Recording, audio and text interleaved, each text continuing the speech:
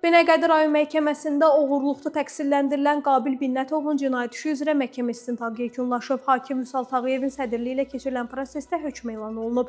Məhkəmənin hökmü ilə o 1 il 10 ay 28 gün müddətə azadlığın məhdudlaşdırılması, yəni elektron qolbaq cəzasına məhkum edilib və məhkəmə zalından azadlığa buraxılıb. İttihama görə Şirvan rayonundan iş axtarmaq məqsədi ilə Bakıya gələn Qabil Binnətov 2025-ci ildə Binəqədi rayon ərazisində yerləşən kafedən oğurluq edib. Belə ki, o hadisə günü əvvəlcə spirtli qəbul etdikdən sonra kafelərin birinə üz tutub və burada özünü kebabçı kimi təqdim edərək iş istəyib. İşlə bağlı danışıq bitdikdən sonra o masanın üzərində olan zərərçəkmiş şəxsə məxsus iPhone 16 Pro mobil telefonunu gizli şəkildə götürərək hadisə yerindən uzaqlaşıb. Təqsirləndirilən şəxs məhkəmədə özünü təqsirli bildiyini, törətdiyi əməldən peşman olduğunu və zərərini ödədiyini deyib. Məhkəmə onun əməlini Cinayət Məcəlləsinin 177.1-ci oğurluq maddəsinə tövsif edərək hökm çıxarıb. Qeyd edək ki, ad və soyad şərti verilib.